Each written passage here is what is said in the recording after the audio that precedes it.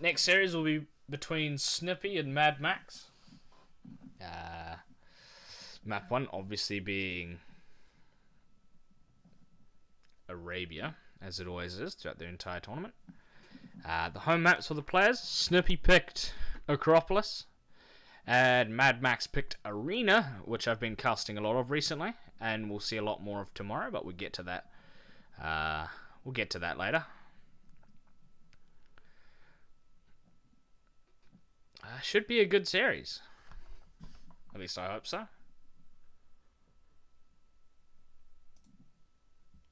Yes, another Acropolis game, potentially. Anyway, let's jump straight into the first game of the series. This is in the Elefanto division, so both players should be roughly around the 1300 mark. Yeah, let's load into the game.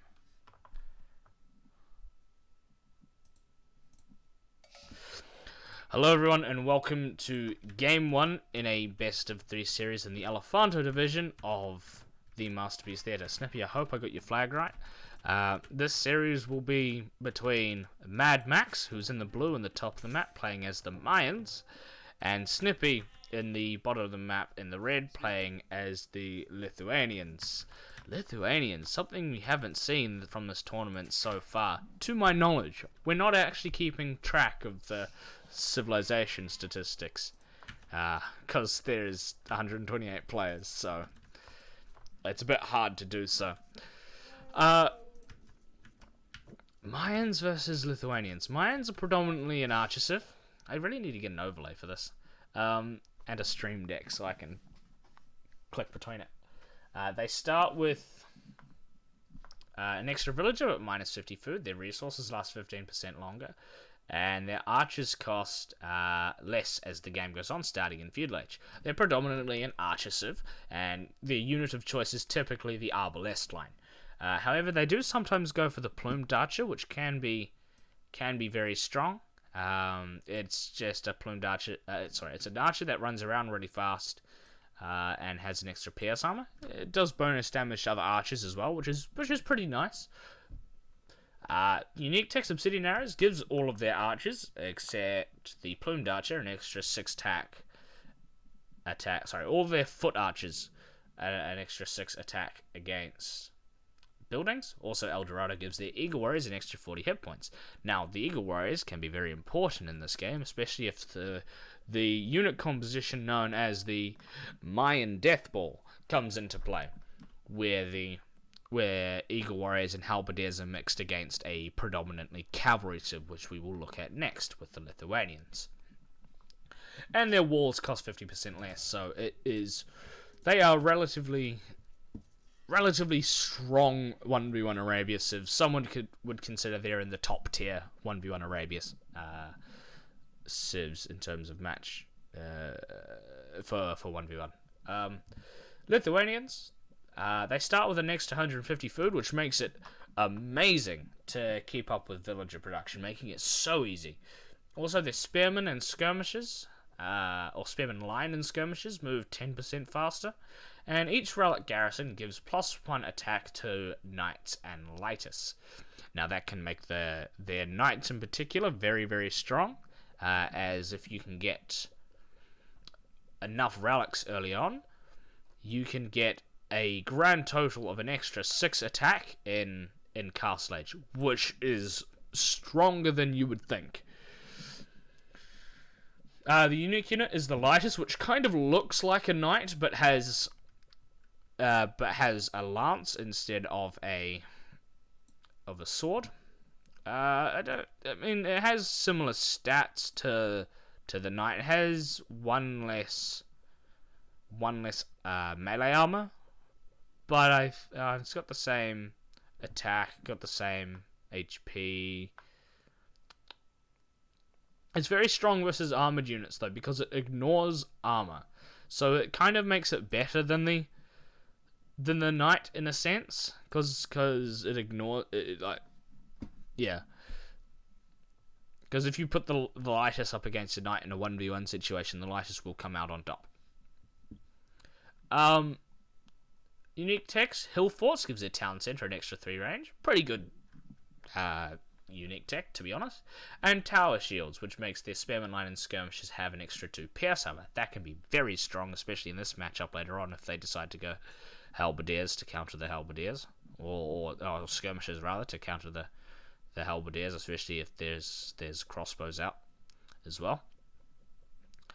And then if there's crossbow and arbalest out from the mind player, it makes their halberdiers stronger. Although we probably won't see halberdiers from the Lithuanians unless it goes really late with a trash war. And then monasteries work 20% faster. Looking at the maps before I talk about the strategy, I've seen that MadMax's map is just better. It just simply is. This here, perfect wall. Over here, almost perfect wall. I mean, this gold's going to remain exposed, and the stone is probably going to be made part of said wall. And then on this side, he could just wall to the cliff, and it's a little bit of a long wall, but he can just wall to this wood line, and he's mostly safe, assuming he scouts this part. Otherwise, he can just wall out this way, which I think is more likely. In comparison to Snippy's map, which is, on the most part, open, he can wall on this around the back quite easy. Actually, if he walls in between these wood lines here, it gives him a full wall off on the right-hand side. And same with the left. If he just walls across here, it would be pretty nice wall off. The thing is, the front of his map is extremely open. And so are these resources. This extra gold and extra stone, very forward, not ideal. MadMax's map because of that, MadMax's map is just better. He has these resources. This one kind of less safe, but this resource is safe, and so are these for sure. This man has some map hacks, I tell you.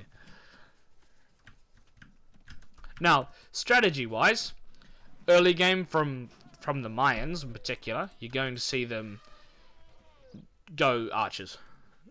It'll either be a man-at-arms into archers play, or just a straight archers play. No doubt about it. The archers for the Mayans being their best unit because they're cheaper. That red player. Oh, that's not nice. I mean, to be fair, in terms of map, I guess so. Lithuanians, they are likely to go for scouts. They could also pull off a pretty nice drush because of their extra food. You won't see them do their 3-minute drush, especially seeing as we're 5 minutes into the game. But yeah. Could see them pull off a nice drush. Could also see them go... They have the option to go archers if they want, but it's not ideal. You'd mostly want to see them go for the scout spear approach for Lithuanians. Now, it'll be very important for Snippy to make sure he scouts these relic positions, because he will want to get at least 2. At the very least. It's kind of unfortunate that this relic's up here, but luckily he only needs to get 4. This one will be a bit of a scramble.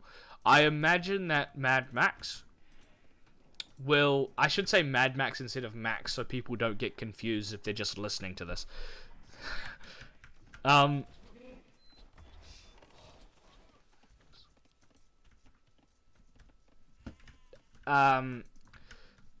If Max plays this... Oh, sorry, MadMax plays this a little bit properly, in quotation marks, he should build a monastery and try to get as many of the relics as he can to get rid of the bonus damage done by the cavalry. Because if MadMax wants to go... It's going to take me a long time to get used to saying MadMax instead of Max. If MadMax wants to go for... He's going to lose his scout. If he wants to go for the Eagle Warrior approach later on, he does not want to come across +6 attack knights. +6 attack knights will kill him.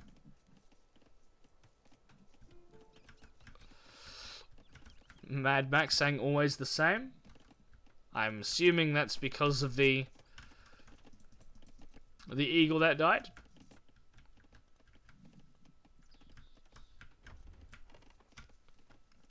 MadMax opting to wall out here. He might just wall to the edge of the map.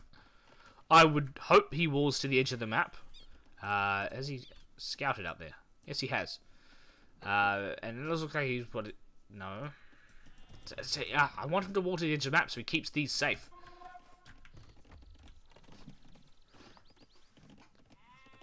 Both players up to feudal age, and it does look like we're going to get the man-at-arms into archers play from... Oh boy, here we go. Tower rush. Now, to my knowledge, Lithuanian towers aren't anything special.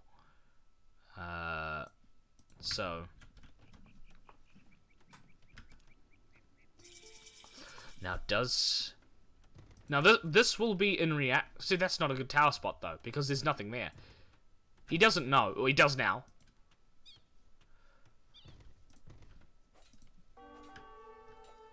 Yo, he could just walk across here. He will remain hidden, and he will chuck a tower up here. This is such a smart play.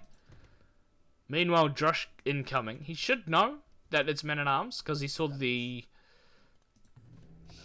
gold total. Ah, oh, that's not where you want to build it. You want to build it over here.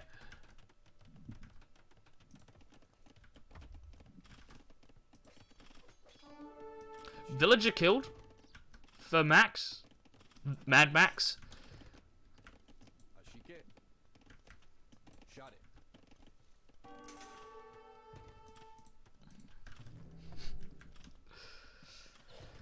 Archery range also being built. I don't see man-at-arms being oh no, never mind.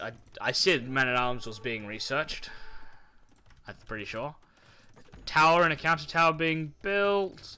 5 villages on this tower. It's 4 on this. If Snippy's not careful, the scout will go down. But this tower should go up first. It's not ideal to have the scout go down though. He wants to keep that alive. Meanwhile, at home, man-at-arms still applying decent pressure. That villager will die.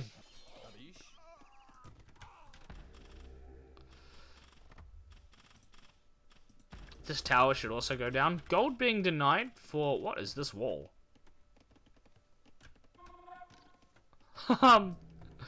What? Okay.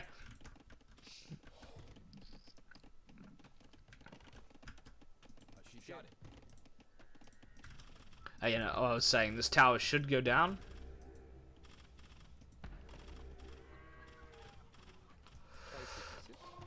Good micro from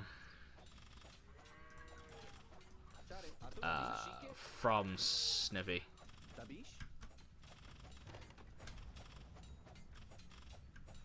He a little confused, but got the spirit. Villager goes down. He should try and garrison this villager inside the tower. Doesn't manage to do so because it goes down.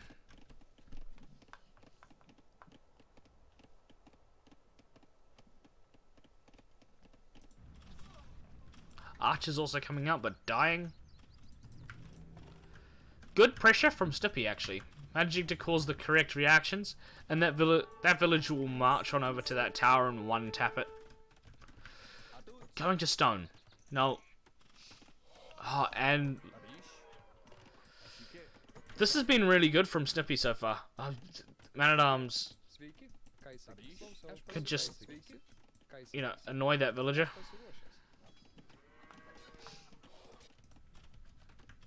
Another tower being built here to ensure that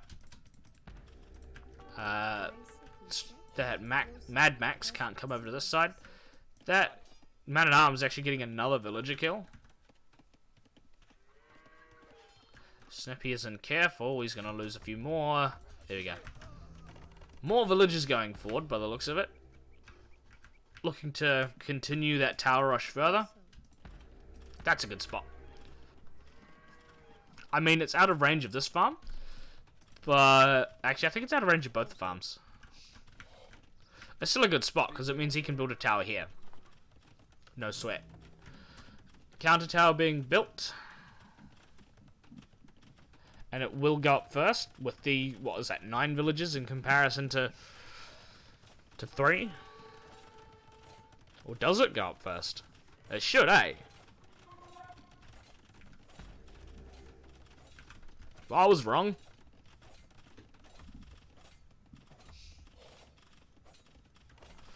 This tower should go down, actually. This villager being a bit of a hero.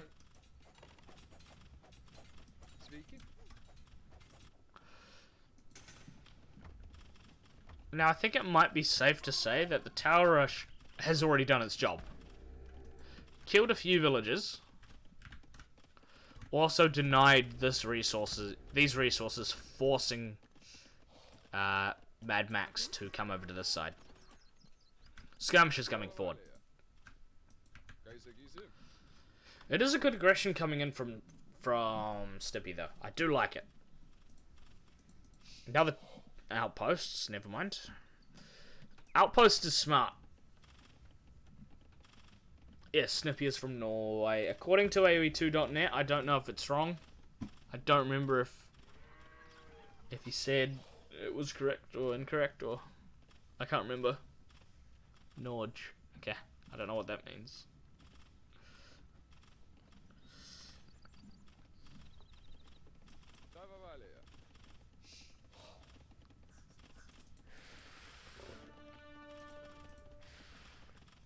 That crocodile makes an interesting noise. Mildly terrifying noise, if you ask me.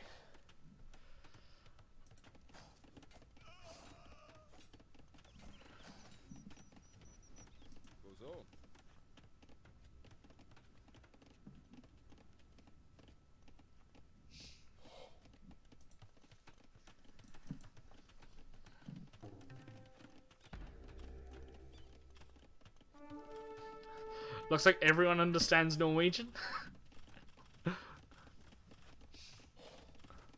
I guess.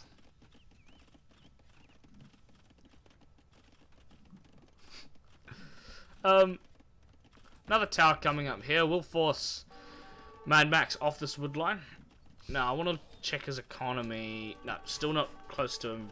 Castle. He just come forward with some archers, and he did kill a couple, maybe? I don't see if he killed any.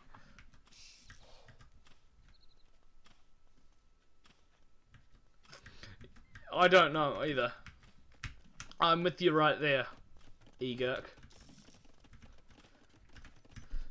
Ah, Eagle Scouts. Scouts are being made at home for Snippy, and that will be to defend from the archer pressure down here.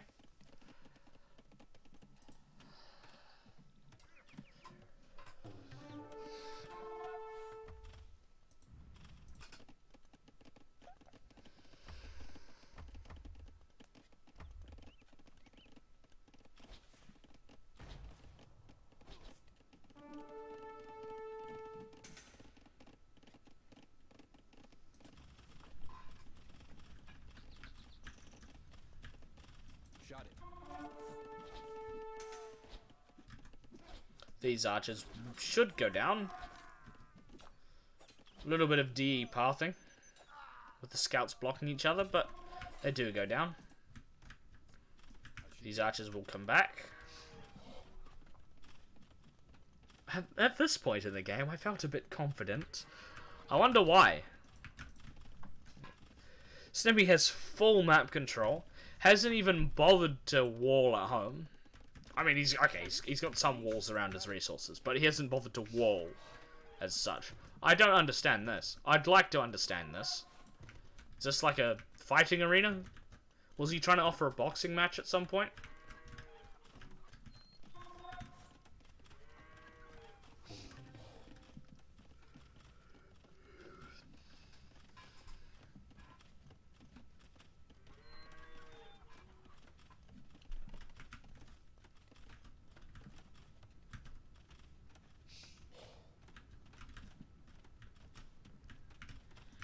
Another tower being built by Snippy. I'd really like to see him like walk in here and build a tower here.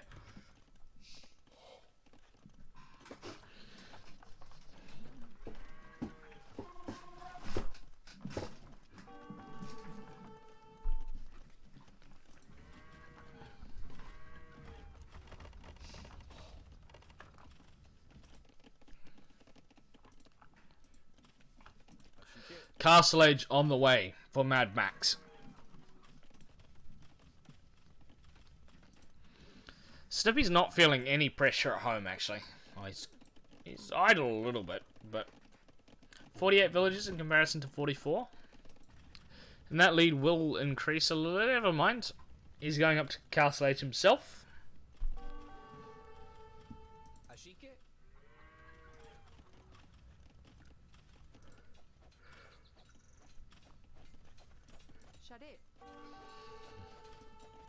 Just trying to find a way in.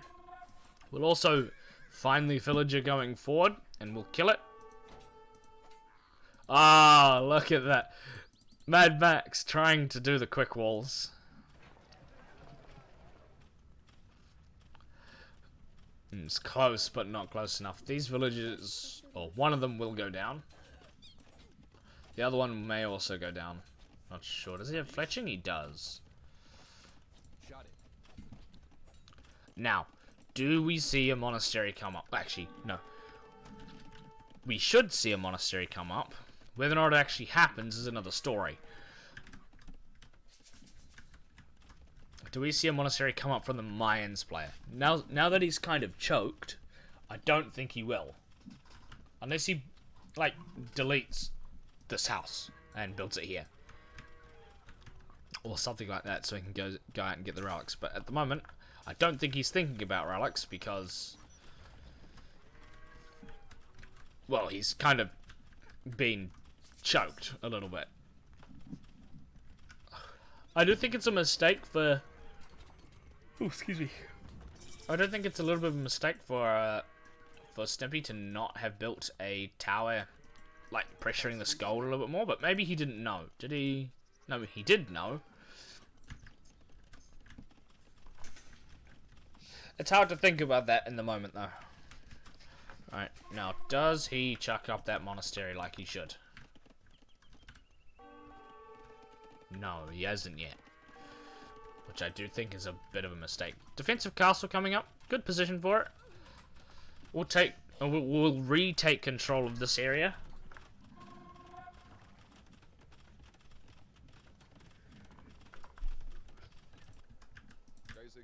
These Eagle Warriors will now go forward and start to raid. Knights are out, though, for Snippy. I just realised that Norwegian flag isn't centered and it's kind of bugging me. Anyway, not important.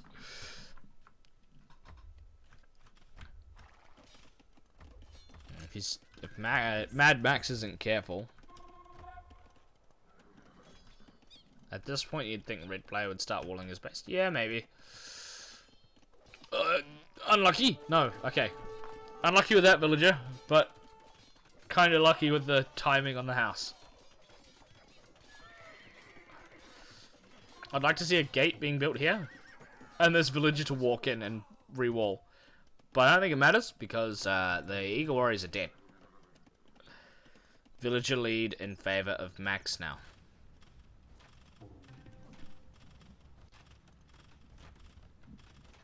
Castle did go up. And these towers will go down. I want to see a monastery. That's a stable.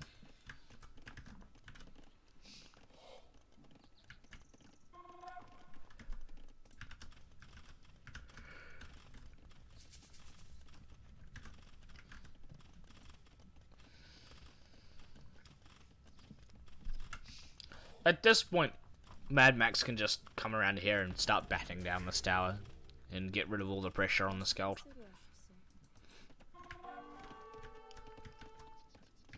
Second town centre up for both players, by the looks of it. There is a forward stable, and the knights will come forward. Still doesn't have that monastery. Maybe he forgot. I mean, the reason you pick Lithuanians is so you can get that boost with the knights.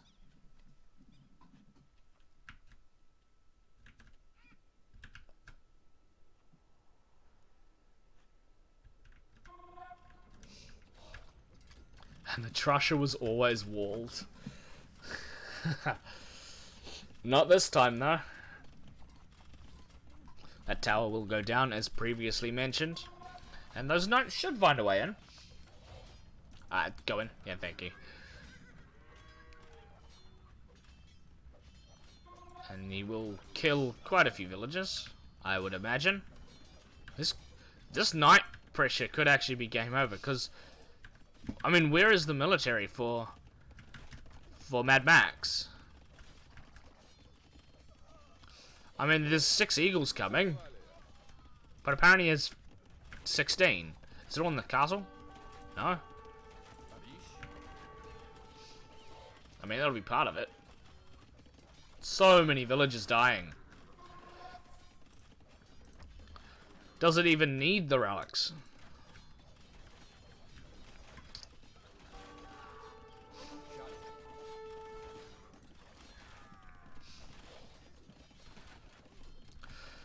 This is a very, very good raid, actually. Very successful for Snippy.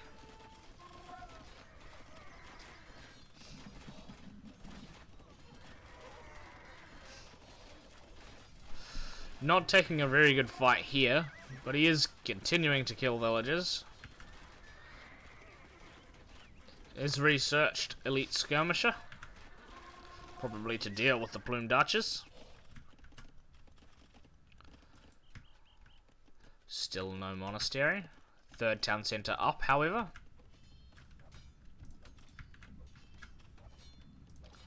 Vill difference is now 62 to 44. Very much in favour of Snippy, so that raid was beyond successful.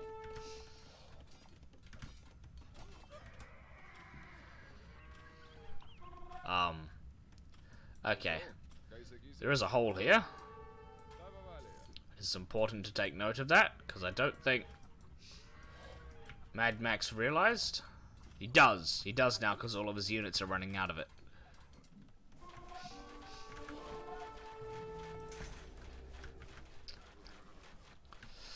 This outpost won't be destroyed, but he will see the large number of plumed archers running towards his base, or should do at least. Hasn't quite seen it just yet. Still hasn't got that monastery up.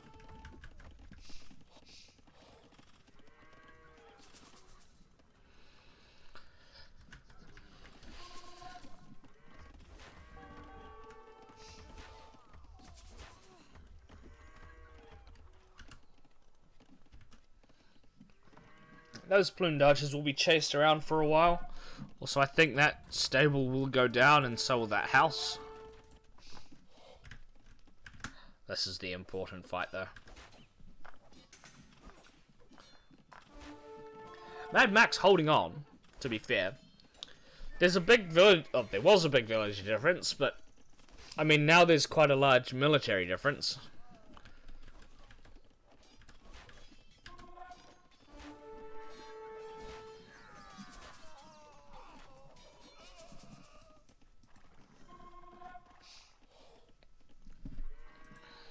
Snippy manages to clean that up, though. Be happy about that. And he's sending a couple villages forward, actually.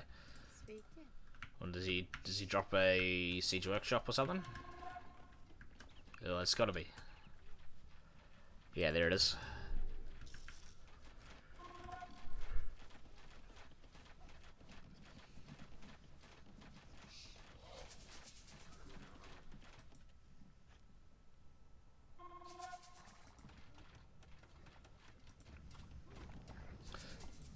Last tower goes down.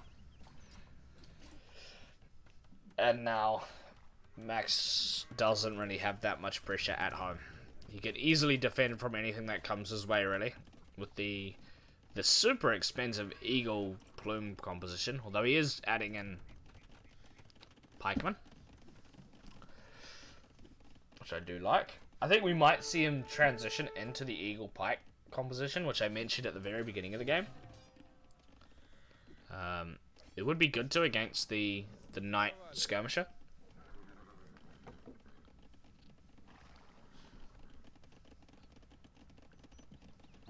It does really depend on how much he wants to commit to plumes, though. I do think it would be smart to go for the death ball, however. Ow.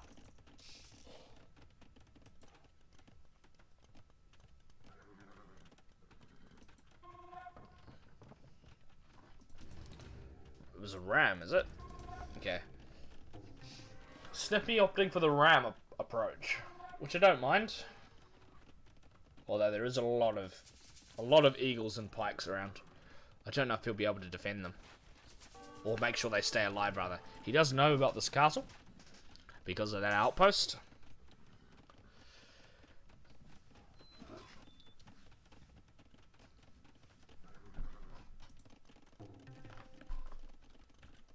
Still no monastery, by the way.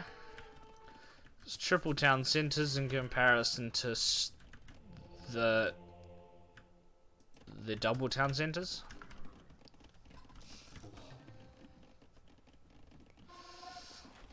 It does seem like the army composition is in favor of Max, though. Although not if he throws them in like this. Skirmishers will run to the back, which is decent micro from Snippy. Ram is also in there, but it will die. I don't think that was the time to ungarrison it. Could have been just unlucky timing, though. Imperial Edge on the way for Snippy. And with those knights running back to defend against these eagles, this army will be cleaned up.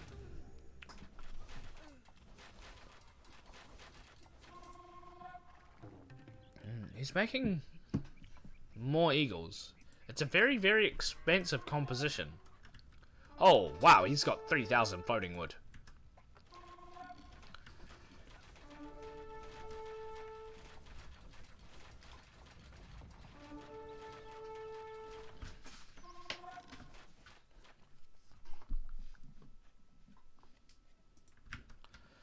And these eagle warriors still being a bit of a nuisance.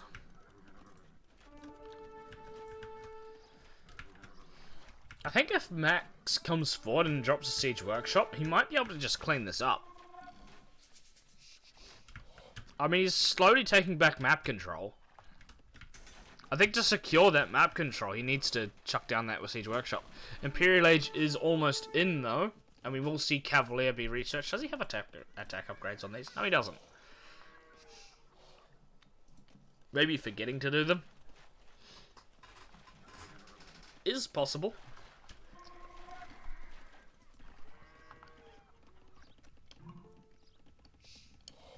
He is coming forward with villages, though.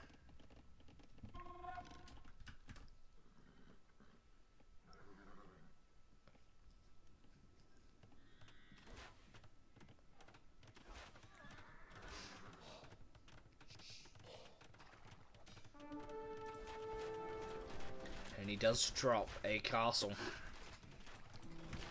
Castle should go up. It's in a relatively good position. Ah, monastery is finally up, but he's not making monks. And with the castle there, that monastery is practically useless. Or when I say practically useless, he can still get this relic on this side, and he can still get this relic on this side. It just take him a while. Imperial Age on the way now for MadMax as well.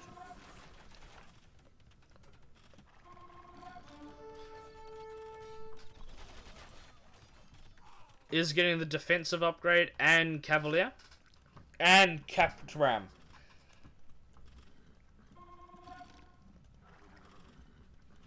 Another siege workshop being built. He's looking to just ram rush this castle down. Oh, speaking of ram rushes, we could actually see a siege ram push from another fight taking place down here. We could see a siege ram push from MadMax. That is an option for him. He's building lots of barracks though.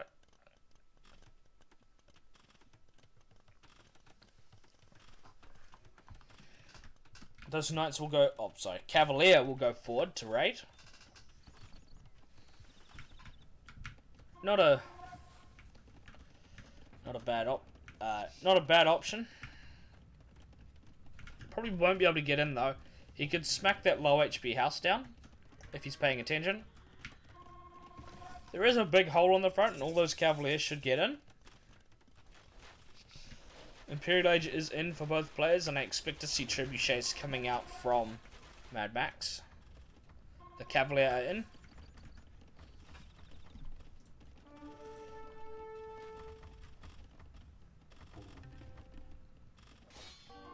And he will smack down this town centre. It'll take him a while, but it will get there. This is 115 villages to 73. Snippy's had his TCs idle for a while, which is a little bit of a mistake. But then he's killing quite a few villagers in Max's base. The thing is, Max is also pushing into Snippy's base. This is quite close.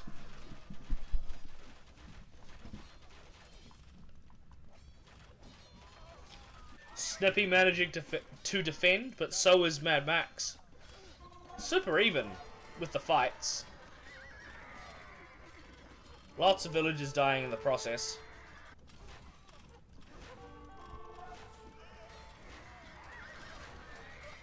What Snippy needs to do is ram rush this castle down so he can take more map control back. I think it was a big mistake. Lost all my cavs in that raid. Yeah. I mean, losing the Cavalier isn't ideal. But maybe if you send like 4 or 5 in, you could like kill all of that wood line, or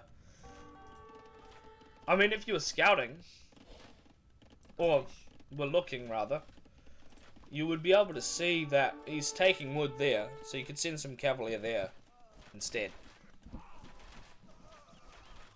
And that is what you are doing now. Or was what you were doing now. Still no...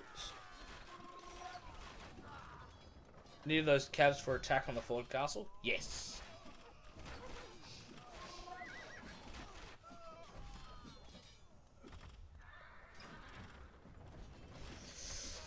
The cap rams are now coming in, but there's pikemen out.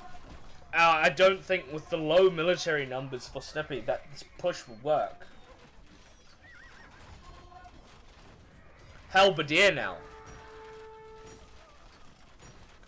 Yeah, these rams will go down, and I think this has turned into a matter of time.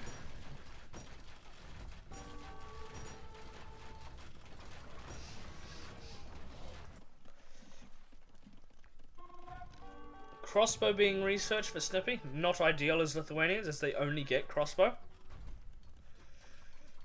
Perhaps he thought that they get arbalest.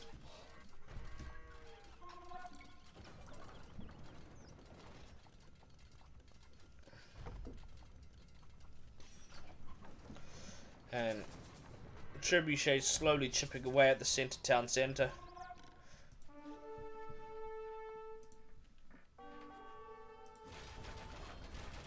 This Cavalier will go down on the front to the Eagle Warriors. They're not elite yet, which surprises me.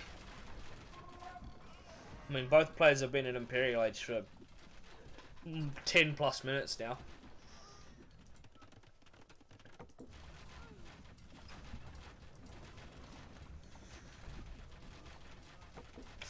I think maybe that raid was actually a bit of a throw, to be honest.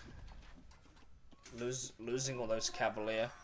Thinking about it further in depth, if you don't raid with your entire army, or if he doesn't raid with his entire army, he doesn't lose his entire army. Admittedly, it's an in-the-moment decision, It's hard to judge that. You don't know how much military Max has at home.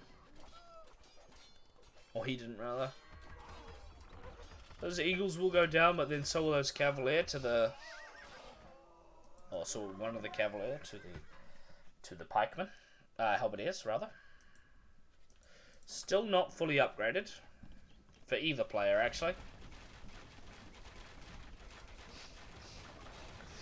This is looking more and more in favour of MadMax now. 43 military to 6.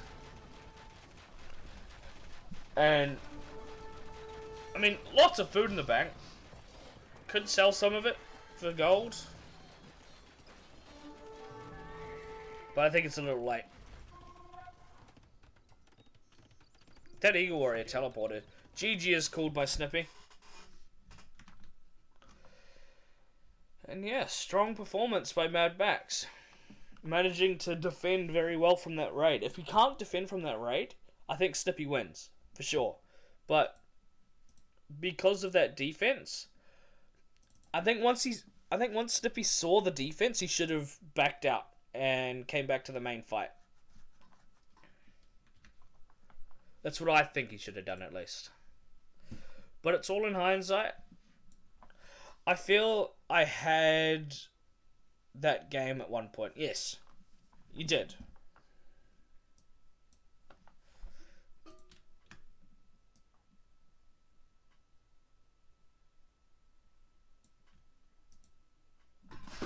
That is a little better for the Norwegian flag. I actually didn't move the Norwegian flag, I've realised. I was moving a flag underneath it.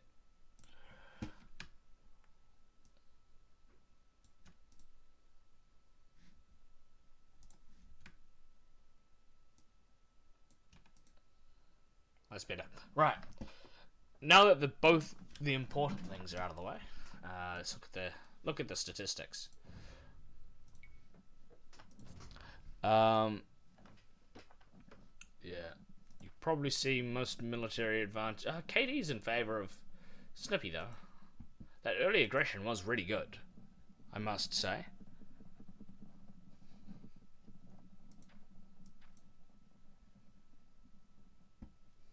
That game also went on for more than an hour. That's the second hour plus game we've had today. How's that?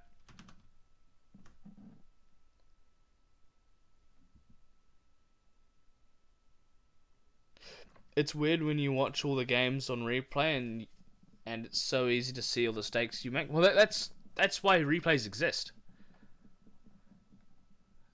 in esports in general. Is so you can watch them back and see how you can improve. That's the point.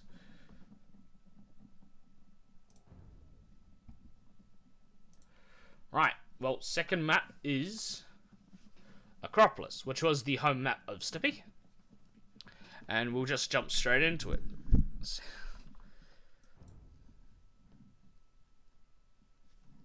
A long series today, aren't they?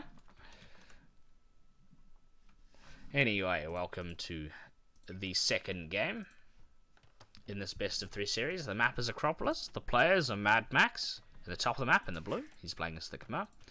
And his opponent is Snippy, playing as the Magirs in the red, in the bottom of the map. Acropolis is one of those maps where you start with less resources, but there's lots of extra resources around the map to compensate for this fact. Also, the cliffs of the Acropolis, you can't build on them, so it makes it pretty hard to wall.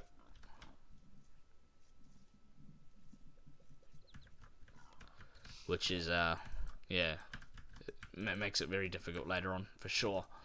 Civs, Khmer versus Magirs. Khmer, very strong Civ in general, especially with their farm bonus, and actually we'll look at them first. They don't require buildings to advance to the next stage, so you can see a 23 population fast castle time. I think that works better than any fast castle on an open map, but I don't think we'll see a fast castle on Acropolis regardless.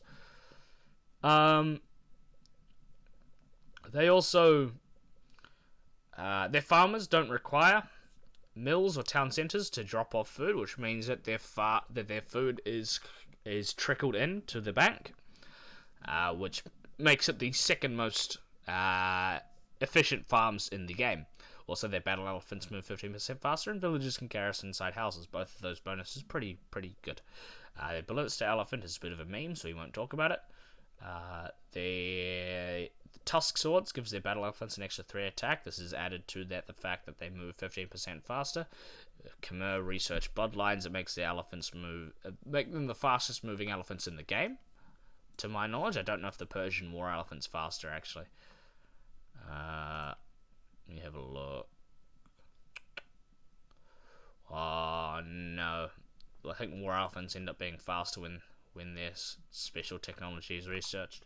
And double crossbow, which affects the ballista elephant, but the main thing there is the scorpions, which fire an extra projectile, and the scorpions have an extra range as well. Looking at the Magyars, which I kind of like, actually.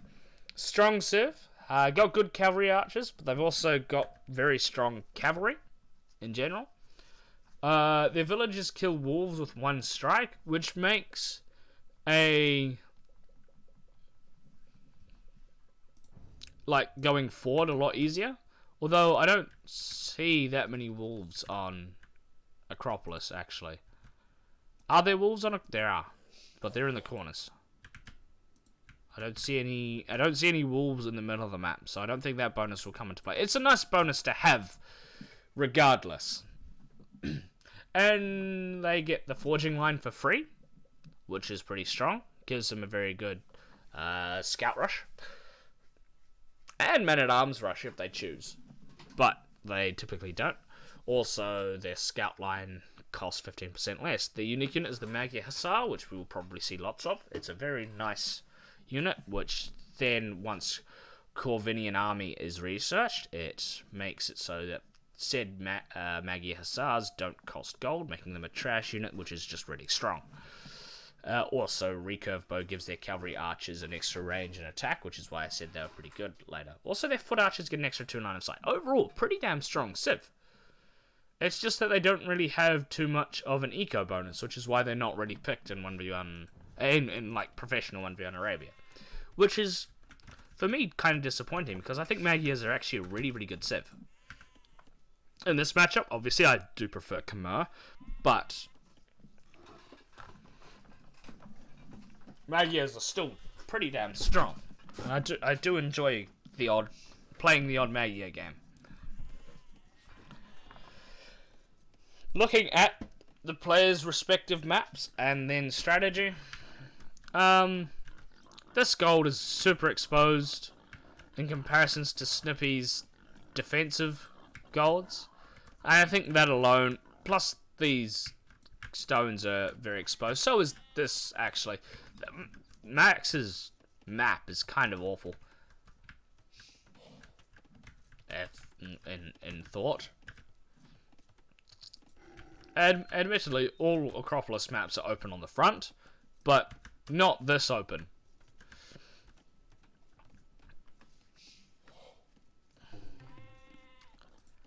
Thinking strategy-wise, Magyars do have the option to go man-at-arms.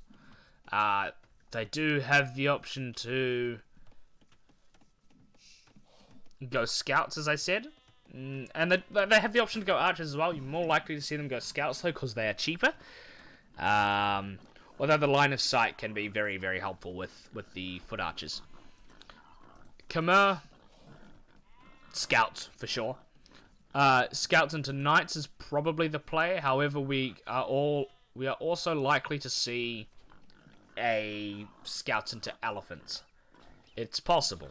It is done quite regularly. The problem with elephants is that they are slow, even though they get 15% faster as a Khmer bonus. As players go through their Dark Age, I'm looking at the villages on wood. 3 for Snippy indicates scouts. Also 3 for MadMax, also indicating scouts as well. Max pushing in Dare. I see that Right, Snippy hasn't bothered. We'll give a nice little food boost. Don't lose your scout to the town centre, please. We'll give a nice little food boost to Max. Snippy is housed, which is never ideal. My deers are literally on my mill. Yes. So you could take them if you wanted to, but you're not. Which is the point I'm getting at.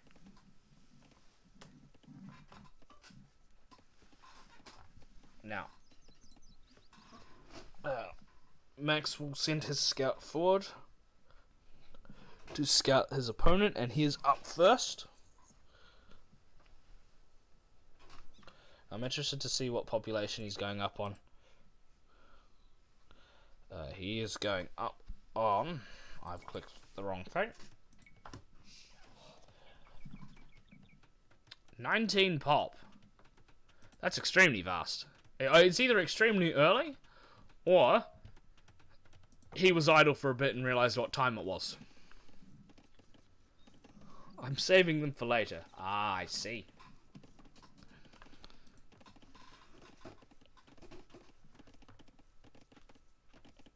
Snippy building a barracks at home. I would expect Max to do the same. You need... Oh, actually, why is he building a barracks? He doesn't need to. That's a waste of wood for Max. Especially seeing as he's probably going scouts. Unless he goes for the man-at-arms approach, which I wouldn't understand. Especially seeing as he's not taking gold. That barracks is a waste of wood. Spears? Maybe. But I mean, he's looking to open with scouts, not open with spears.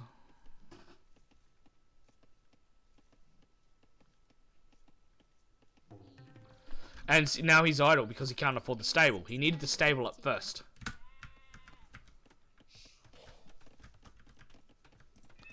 Does get the stable up now.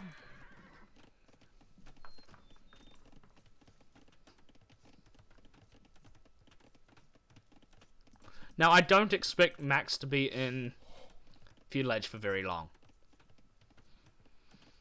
I would expect Max to try and get up a little bit faster than usual.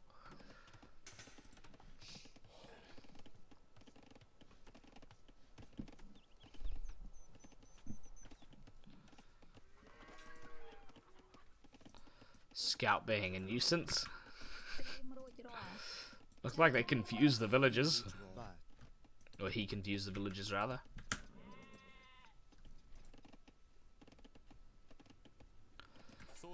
There is a spearman around. There's a couple of spearmen around, actually, and that scout will be taken to 8 HP. Scouts are being made by both players. And I expect Snippy to go forward with his scouts any second now. MadMax will also go forward with his scouts.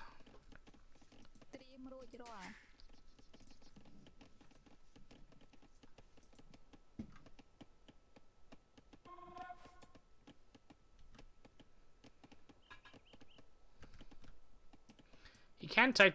Oh, can he take that fight? Yeah, he can, for sure. I think Max could actually do with a blacksmith. He's archery range, huh? What?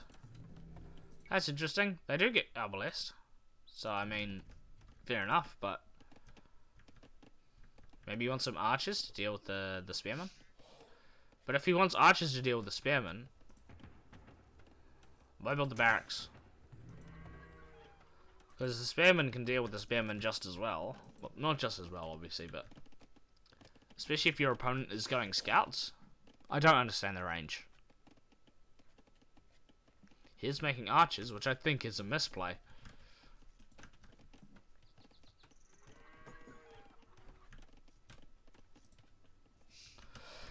These scouts looking for any position they can attack.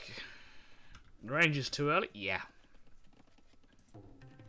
I mean, yeah, it's justifiable if it's later. But not now, for sure.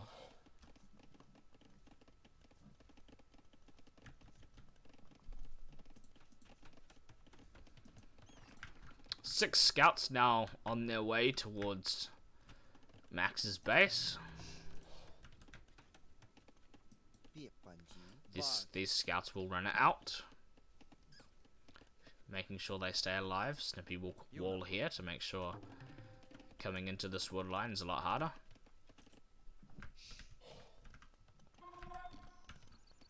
Blacksmith coming up. Don't tell me he's...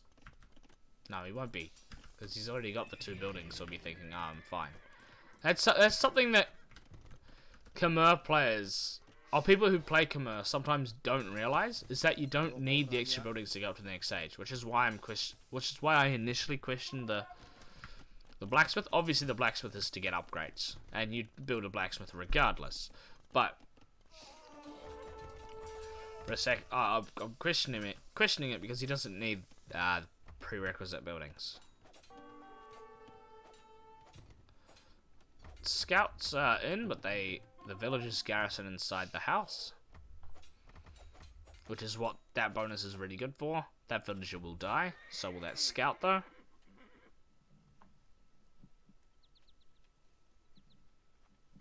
Now, does he get the defensive upgrade? He hasn't yet, so that's a good fight for Snippy. He just needs to make sure he takes it at the right spot, which is about now.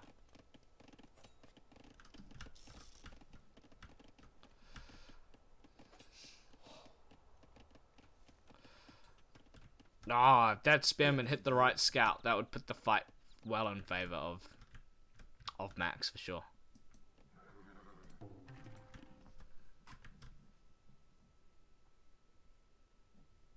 More scouts coming in, just passing. That's some miss micro from Snippy.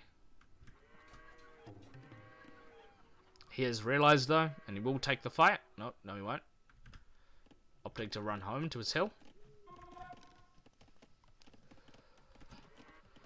And he will probably take the fight from, or try to take the fight from on top of the hill. Imagine being Tatters in that situation. Probably kill a few scouts.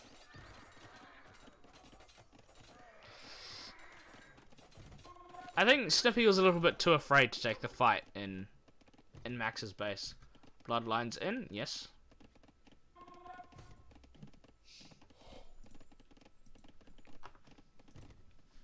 That's a good point, actually. Bloodlines in comparison to not. MadMax almost up to Castle Age. Same with Snippy.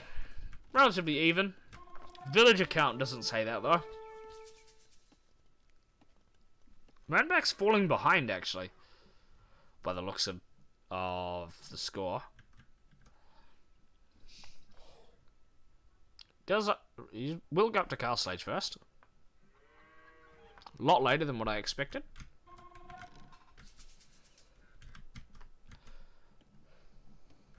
But still before his opponent, so it works out in the end. Ah, Snippy, there'll be an overchop here. No, they won't. MadMax is like, no, you shall not overchop.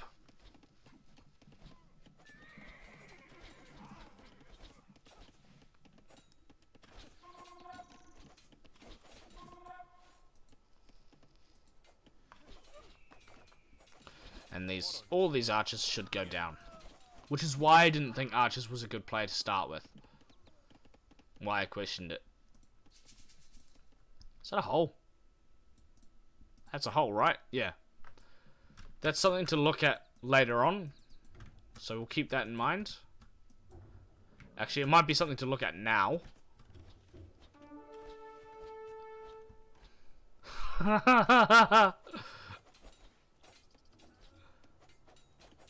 Nice one. Shows the hole and then runs out of the hole. There could be another overchop here. There could also be a hole here, to be honest. I don't know if there's a tree behind this barracks. I would assume there is, because the scouts didn't run in here. Castle Age in for both players.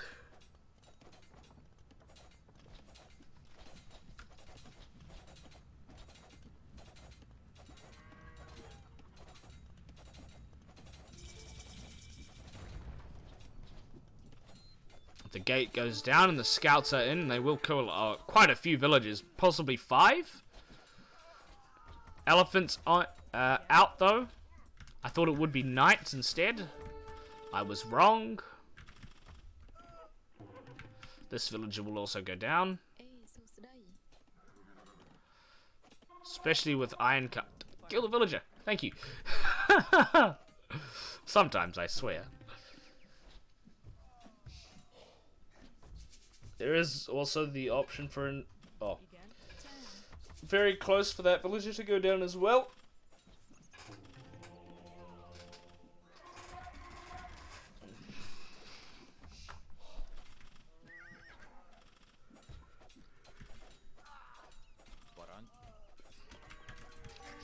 Max chucking a town centre up in the top corner.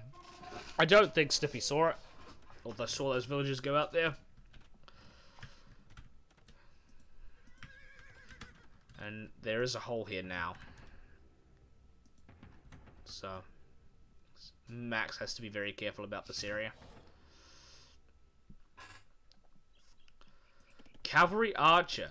Yeah, I like that play. I did really, really like the CA play. I mean, against elephants, it's not going to be easy, but he's making monks at the same time. So, it'll work out in the end. Monks countering, or being the only genuine counter to battle elephants in this game, to my knowledge.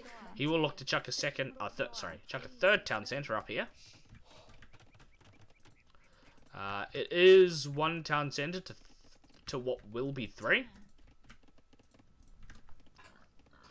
Just waiting for the wood to come in. He's only got 6 on wood, which I think is a big mistake. Although it does look like... no, the rest of the wood economy is in this house. There's that town centre. And here comes some cavalry archers. They will find this TC and will probably deny it, is my guess. These elephants will come in and push the CA away though. Bodkinara is in. Or Max calls GG.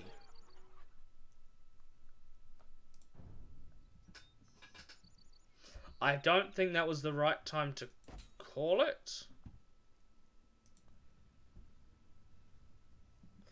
But it is GG regardless.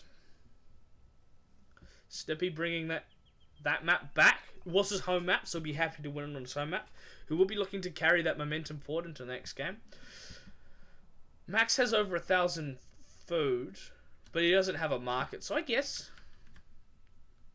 Admittedly, he could just wait for these cavalry archer to go, because he has the battle elephants here. He is quite far behind, though.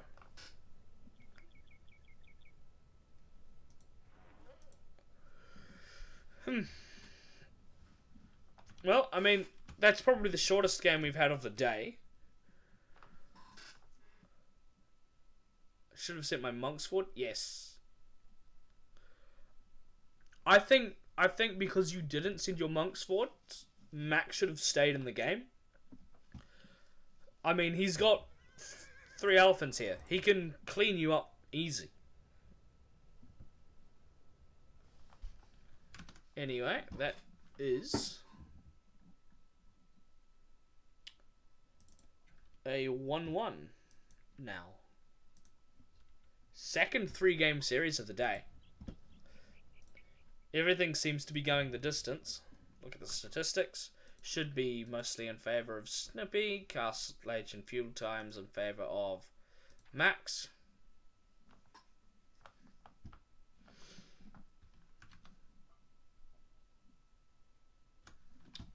Right.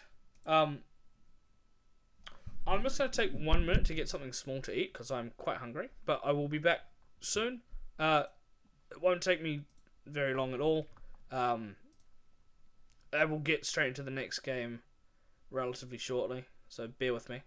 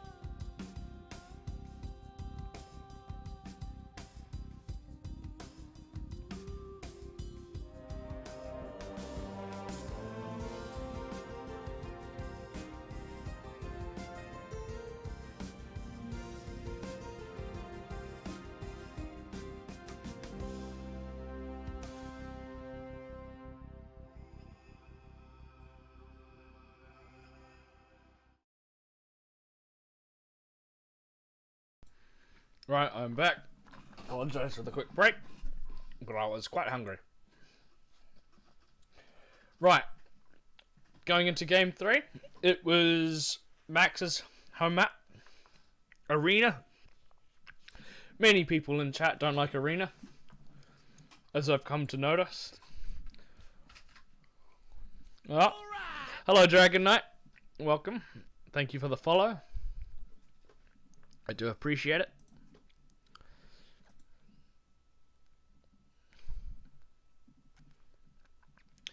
Snippy Clown, yeah.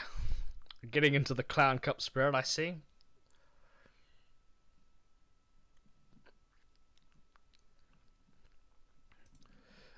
Speaking of Clown Cup, I'll be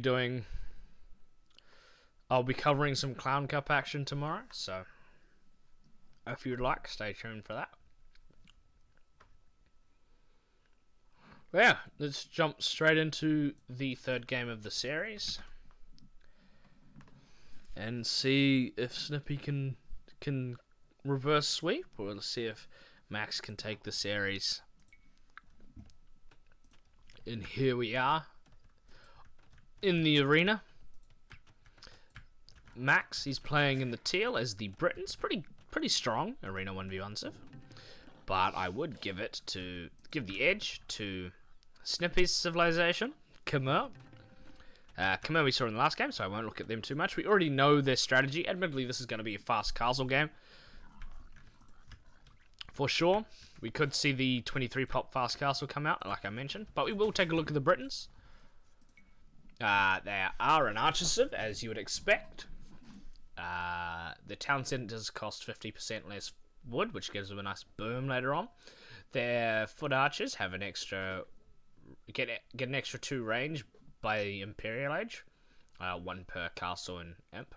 And the shepherds work 25% faster, giving them a nice boost in Dark Age, helping them get through it faster. Their Longwomen is an archer with extra range. And then Yeoman gives their foot archers another extra range, which makes it so that Arbalest in late game has 5+6 range, I think it is. It's +1, yeah. So they end up getting an extra +6 range. 11 range in total, being quite nice. And Warwolf rather, which makes their trebuchets do blast damage. I do see. I won't be able to watch my game live, but thanks for the cast. We'll catch it later. No worries. Thank you for the $10. It's very, very kind of you, and I do appreciate it. 16-minute fast castle is forbidden. And the archery ranges work 20% faster. This being arena, it's going to be quite slow, so I'm going to fast forward a bit through Dark and Feudal Age.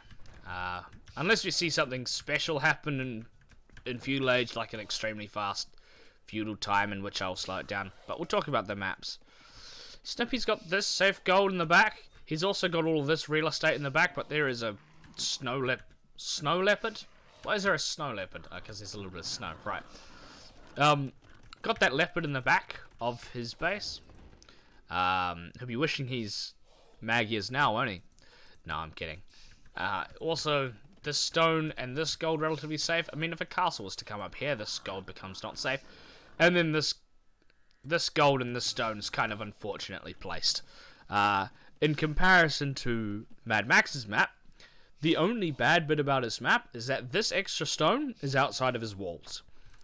Everything else is in a line in the back of his base. Max has probably as good of an arena map as you're probably ever going to see with a resource outside of the walls. Now, generally on arena, you do get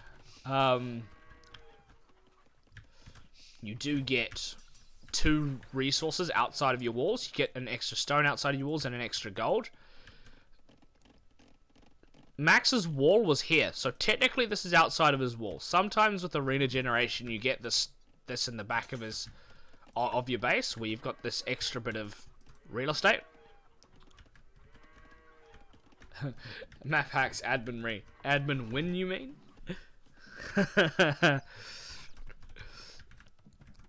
We'll see if MadMax can use that to his advantage. This is a mistake. This is a big mistake because, yeah, and he realizes, okay, that's a waste of wood.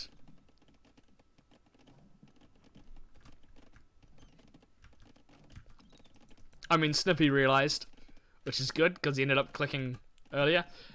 Khmer, if you didn't see the last game, they don't require the prerequisite buildings to go through to the next stage or to build the next building, so you don't need a barracks for a stable. I say it's a mistake because it's kind of a waste of wood to put just over 300 wood into 2 buildings, especially if you don't need them. But it's fine, it happens. Most people make that mistake anyway. It's just a little something to learn from and to try and remember.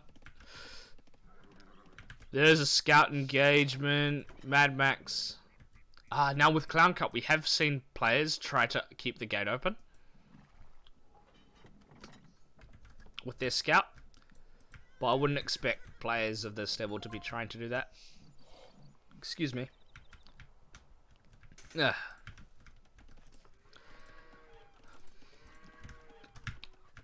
Second town center being chucked up, and the third town center being chucked up by MadMax, utilizing the cheaper town centers, which is good to see. And we've only got the single town center coming up from Snippy.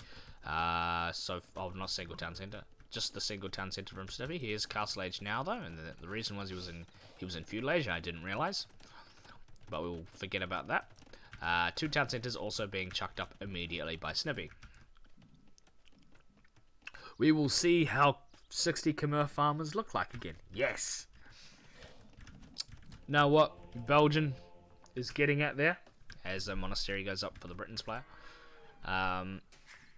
is that Khmer farms are very strong. If you didn't see the last game, they don't require a drop-off point, so their food trickles in.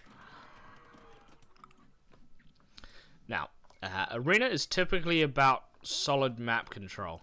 Wait, 1, 2... I only see 4 relics.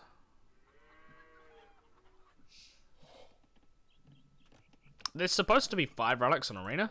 1, 2... 1, 2, 3. Right, okay.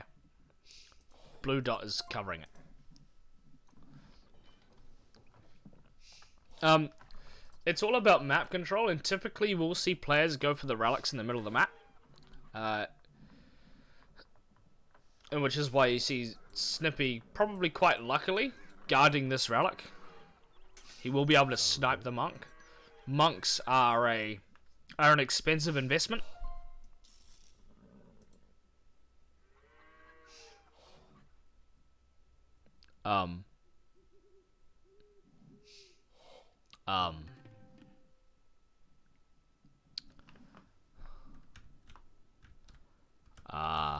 What?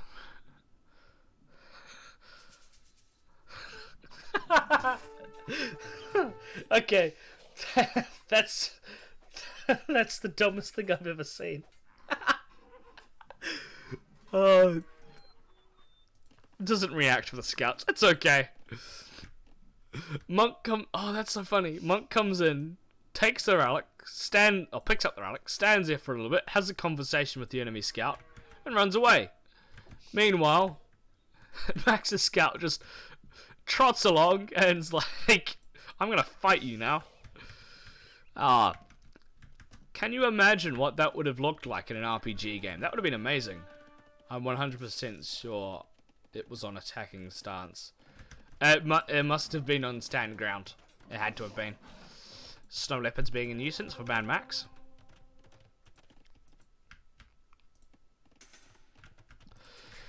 Fourth town center. Normally you'd say 4 town centers is greedy, but this is arena, so it's worth it.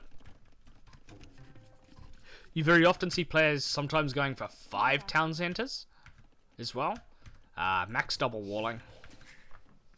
Most players don't like people who double wall. I don't mind it, especially seeing as this is a tournament game.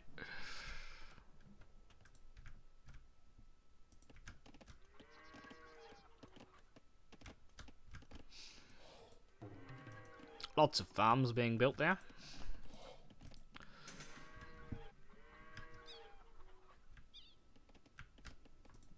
Now, Snippy doesn't have very many relics yet.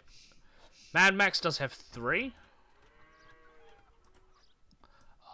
No, he won't see the monk. He should see the relic go.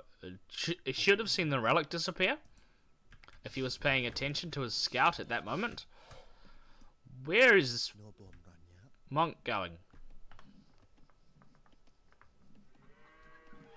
What is this game? Edge of Empire suit of... Wait, no. The relic was sent... Sorry, not the relic. The monk was sent to the bottom of the map. Don't tell me the monk just sits there for the rest of the game. That would be funny. I thought he came after me with scouts, so I wanted to hide. Right, I suppose you saw the scout. I mean, that makes sense.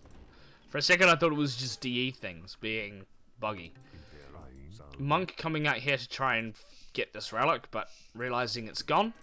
Siege Workshop gets dropped on the front of Snippy's... 2 Siege Workshops, actually. He's going for the Scorpion approach by the looks of it.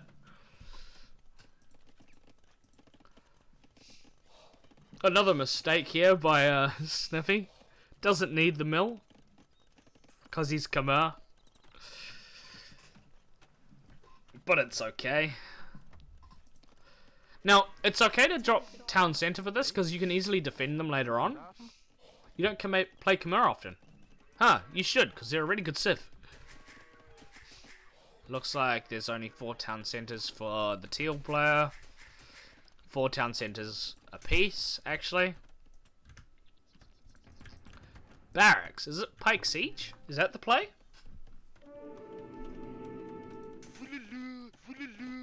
Villager will be converted. That's so important. Oh, that villager has to die now or be converted. MadMax should just delete this villager, and he does. Good.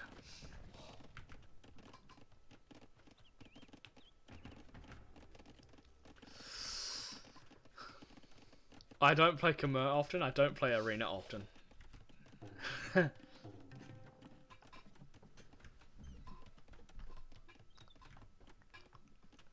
More siege workshops being dropped in the middle of the map. I don't see much. I mean, that monk was that conversion was kind of aggressive and kind of funny, but I don't see. Oh, does a deletion not count as a death? But it counts as a death for stuff. I didn't know that.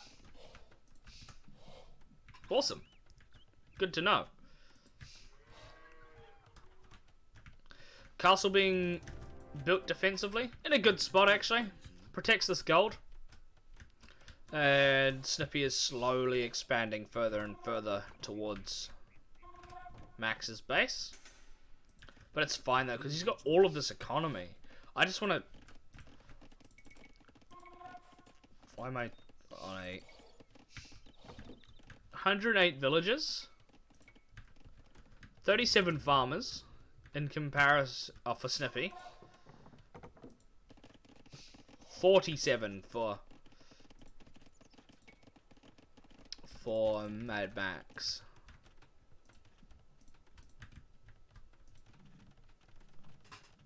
Is Egurk still here? I don't know. Is he? Egurk, you still here?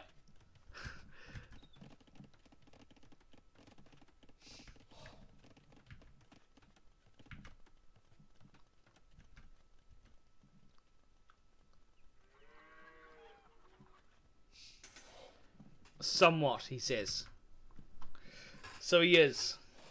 He has your attention.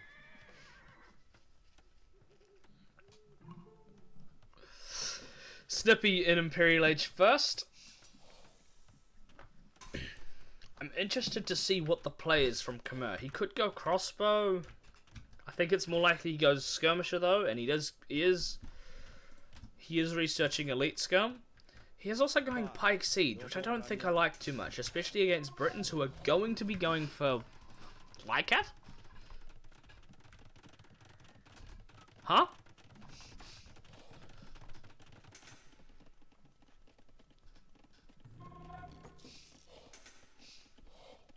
Oh, I didn't want his attention, was gonna talk strats. Huh, well,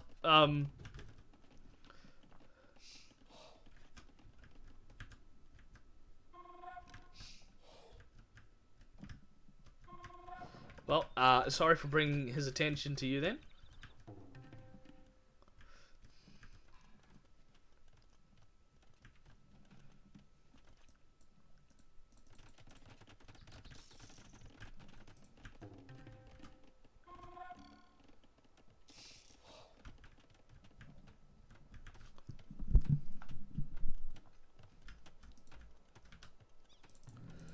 Quite a few ranges being built in the middle. He is going for the skirmisher option, which I do like.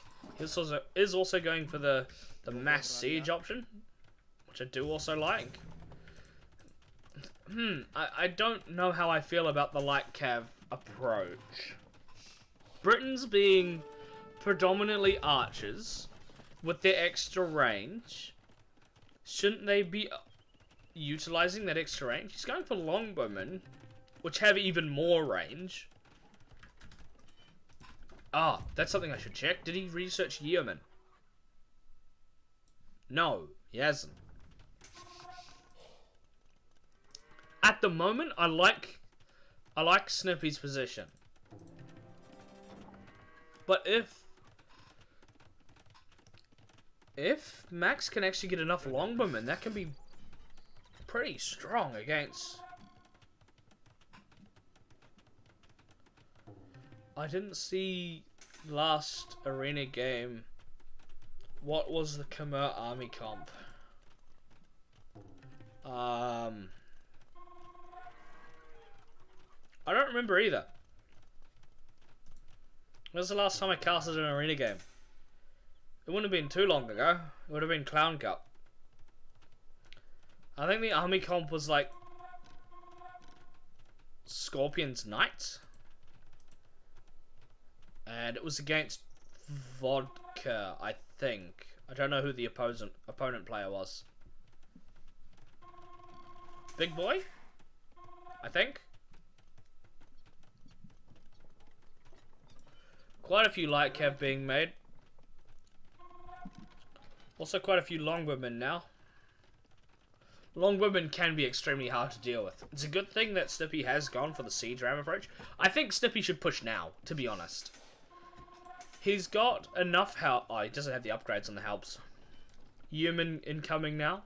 He's gonna have 11 range on his longwomen. They have the same range, I think. It's just, oh, look at how good those scorpions are. And he does start to push now. He will come into the middle with the halberdiers, and he will start poking away at the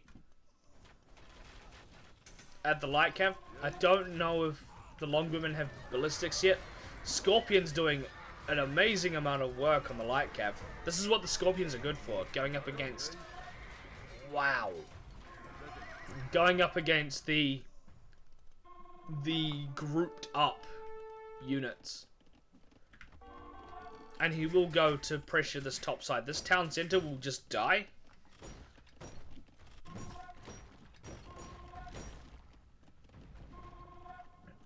Honestly, I really, really like Snippy's position.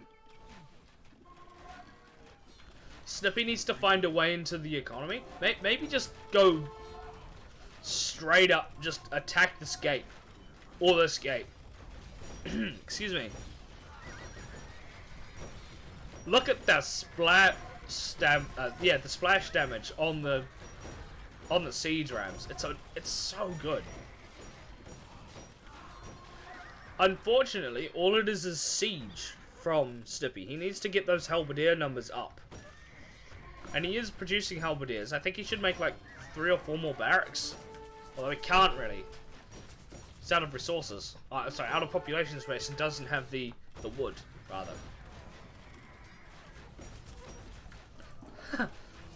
Ford Castle. Really think I should have gone elephants? I have the eco. Perhaps. But I mean, this is kind of working. Should send some scorpions to attack the... What are these called? Longbowmen? Because that could be devastating. Siege rams do go down, which is unfortunate. Siege ram is very expensive to tech into. So don't really want to throw them away. I like the scorpion approach though. Scorpion used to be a unit you just don't see, but now you always see it. 17 farmers, by the way, for Snippy.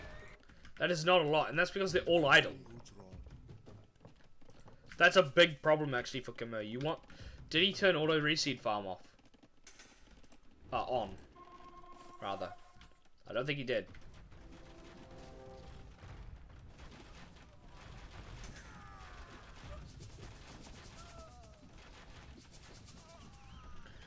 You need 50 to have... 50 to 60 to have allies. Yeah, exactly. 2 castles being dropped. Decides to delete this one. Probably rightly so.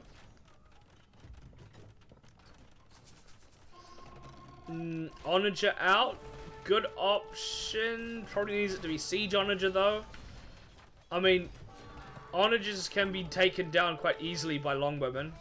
Shoot, maybe, with it as well. That would help. All the light cav go down. That's a pretty good game, not gonna lie. Very even.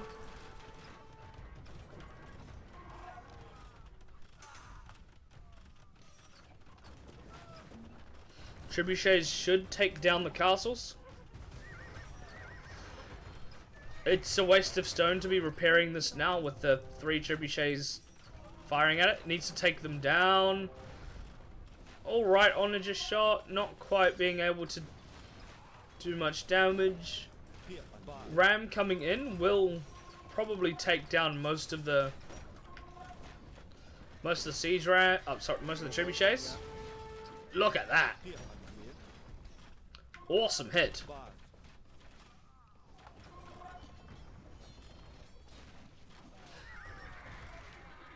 I love scorpions. Elite Longwomen. Now I want to check if it has. Double crossbow has been researched. So the scorpions are twice as strong.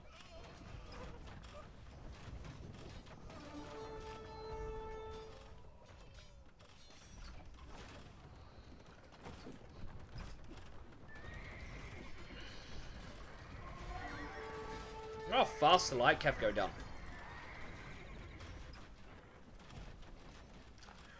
I do think that the correct army composition in this situation is elephants scorpions, or elephants rams rather, because you can take down the longbowmen easy with the allies. You can take down the trebuchets with the rams. You can take down all the buildings with the rams and the elephants. You can take down the light cab with the elephants. Elephants is the correct decision, but he's still not reseeding the farms. Such a big mistake. Does he realise? Has he looked at his eco in the last 20 minutes? Maybe not. And because of that, he's running out of food. So much wood. Please tell me he starts to reseed farms.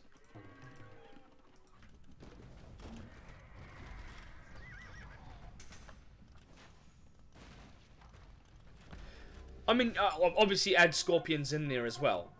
Like, use the scorpion bonus while you can. Obviously. Obviously, rather. And here comes the farms. Hopefully he auto-reseeds farms now.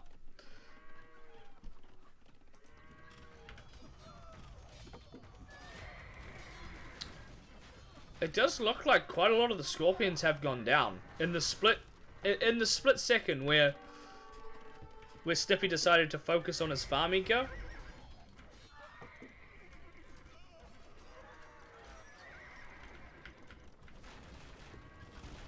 Oh, look at that. That was amazing. That was so satisfying. If you like this map, please hit the reseed button. I like that. That should be John Slow's ad for Clown Cup. Another castle going up on the right hand side. Light Cav still coming forward. Helb's on the way. We'll clean up the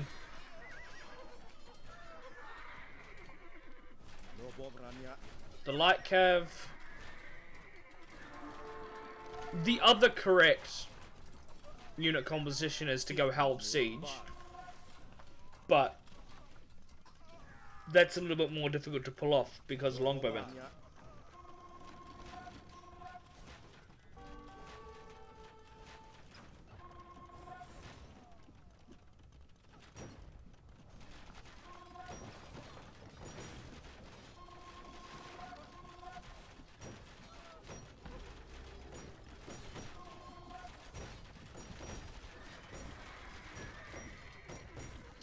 These stables will go down. I expect him to push towards the castle next. Although the rams may go down as well to the light cav. Looks like we're in for another hour-plus game, folks. This is only the second series of the day as well. We've still got another series to cast after this.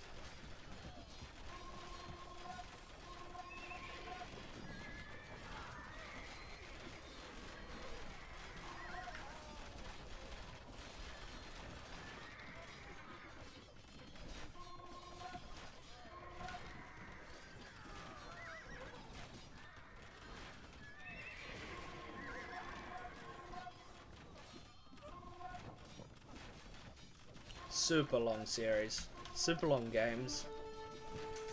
Very good games.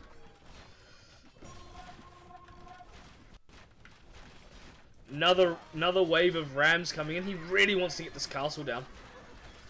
I think if he can get this castle down, he can just push in.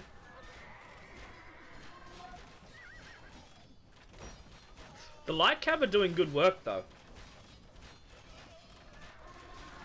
And he's able to consistently produce because he's not being affected back here in the back of his economy. Oh, here's a thought.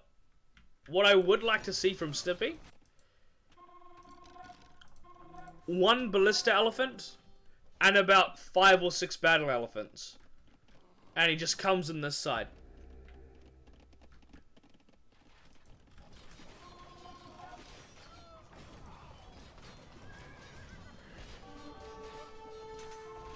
That's something that players tend to forget about, is that the ballista elephant chops through wood lines.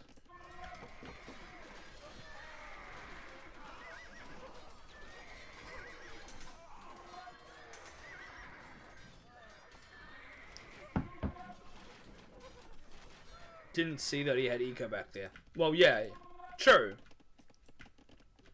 But even then, you could like chop through here. Or, probably not chop through here.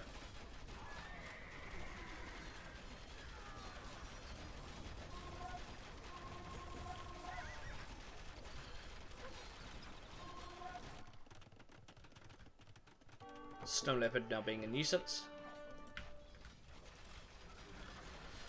And I think Max is slowly pushing back. Slowly pushing this game into his favor. This has been played so well by both players. Wait, can you multitask elephants to chop through trees now? Yes, you can. You could do that ages ago.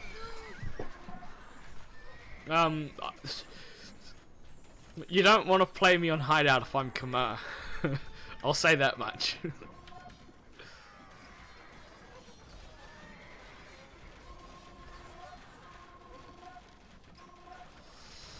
I do think Max is slow. Like I said, I don't play Khmer much. Yeah, true. Probably don't know the ins and outs of the civilization that well then.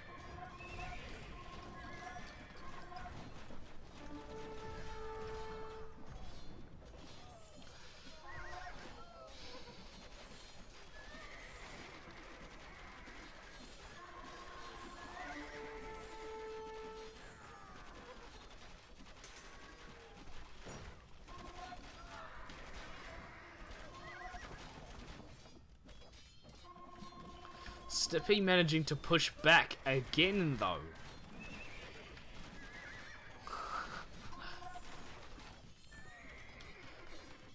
What I think this game is coming down to is that neither player wants to make a tech switch.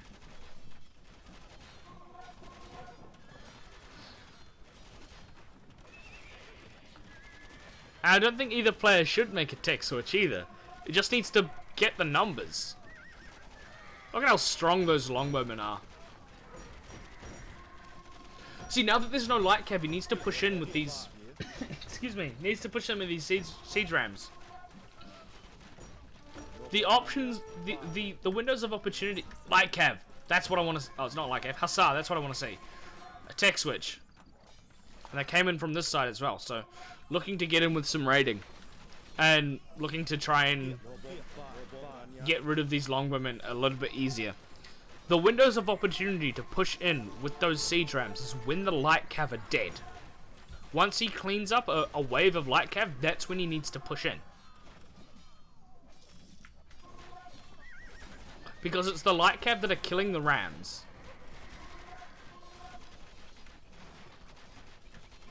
Those hussar going down to...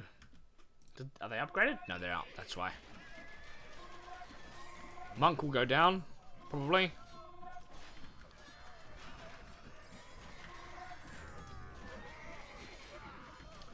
Also, an onager could just flatten some of the wood lines. That's something that's been in the game for a long time now, for any civ.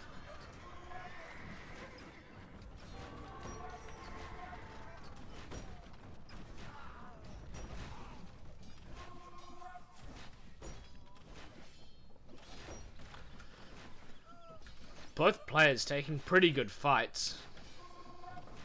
Oh, look at the population difference though. 160 to 200. MadMax is maxed out. Does Snippy have the resources to do the upgrades? Because it's the upgrades he needs on his light cav.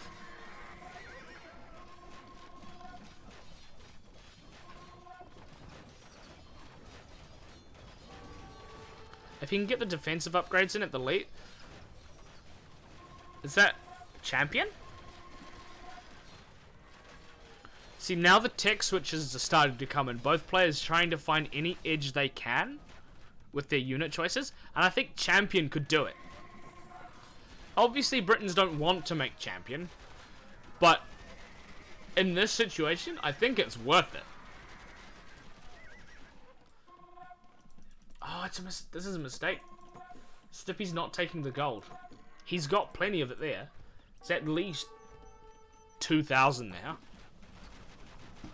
that he could be taking, but he's not.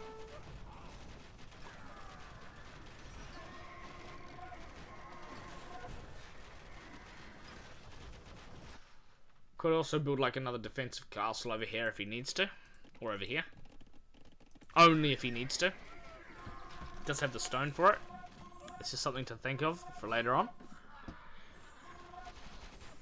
MadMax now slowly creeping further and further towards Snippy's base. That's something I want to see. Oh, here all of those farms get depleted at the same time. They don't get siege onager. Still not auto reseeding farms.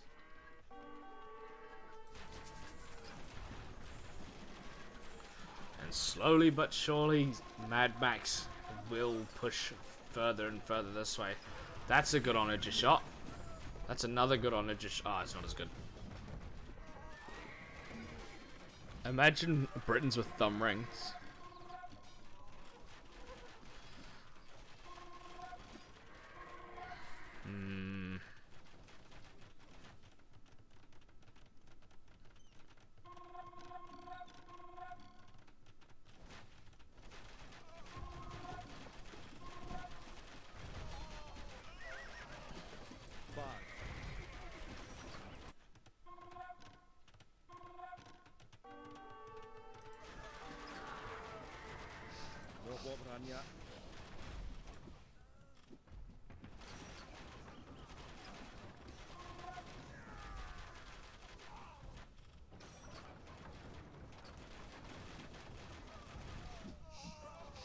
I did have auto farm, so it was low on wood, so some didn't reseed.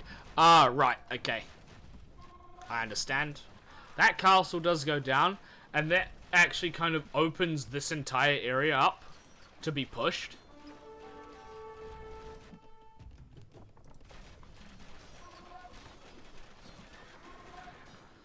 And push he will. Another nice onager shot.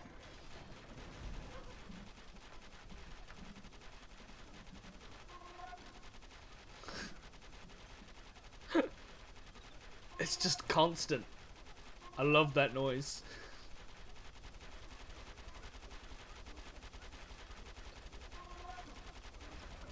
Oh, I could listen to that for maybe 30 seconds longer before it gets annoying. More stables being chucked up on the left-hand side. It's raining. Exactly. Funnily enough, it is actually raining.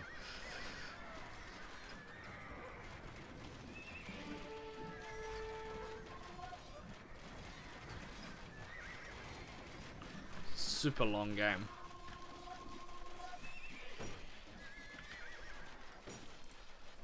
He still doesn't have the upgrades on the Hussar. I think that's a big mistake.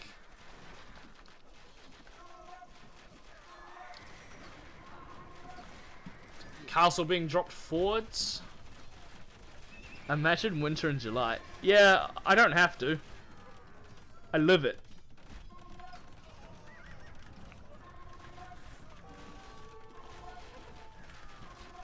Yeah, but imagine not being able to go to the beach on Christmas. So...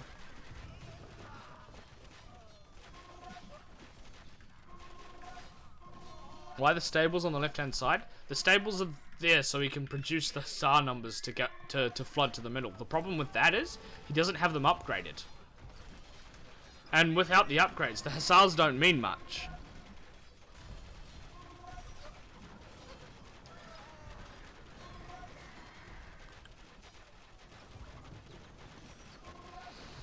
Population difference now looking scarily close. Scarily far and far away. Further and further away, rather. 130 to 200. I think MadMax now has full control of this game. Taking the fights he wanted.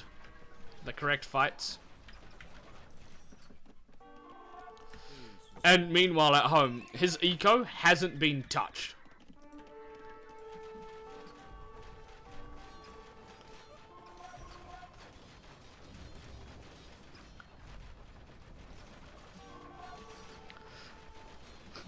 But then again, he had map hacked back base.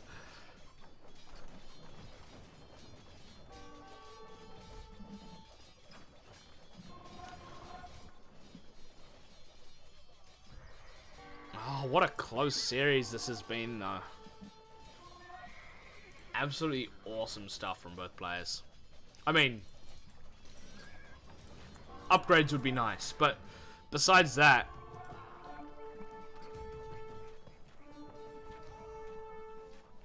this here, that Acropolis game earlier, hard to top. This is getting close. This is why people like Arena. You get long games like this, but boy are they good. There is a hole here, by the way, and MadMax has found said hole. The GG should come in very shortly, once Snippy realizes that half his economy is gone. He does realize that now. Light Cav coming in on the left-hand side. Hussar dying in the middle. GG is called. Well played by both players. What an insane series. Admittedly, the second game was relatively fast, but the first and third game, as a series as a whole, this has been the best series of the game by of the tournament by a mile.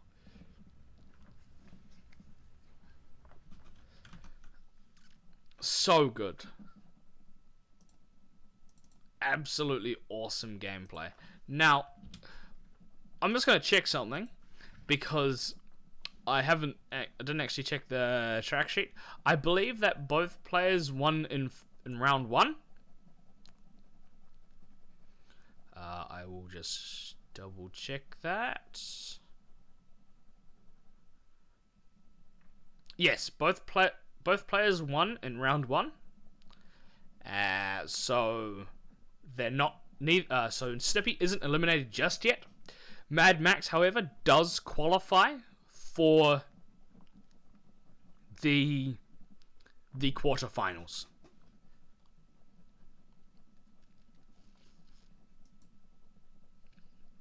So it was just a small mistake that put you behind. Yeah, I agree.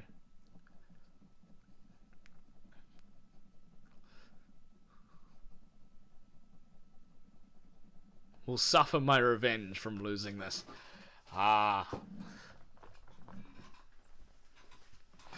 Actually, I can probably find out or figure out who your opponent will be. Actually, I know who your opponent will be. Bernie. I haven't seen his games most previous. He lost to Eaton, but won against Lex. So I don't know what that means, but I know who you're gonna come up against.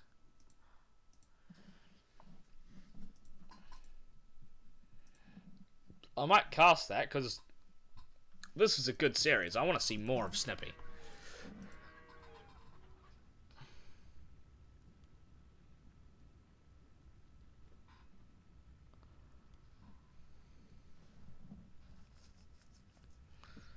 Let's look at the stats before exiting out. This is going to YouTube as well. I've got so much YouTube stuff to upload from today's stream alone.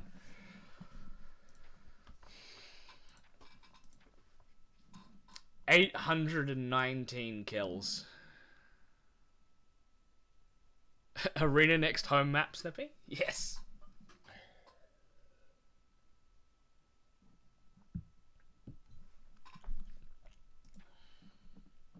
Look at that. That's just what an untouched economy does.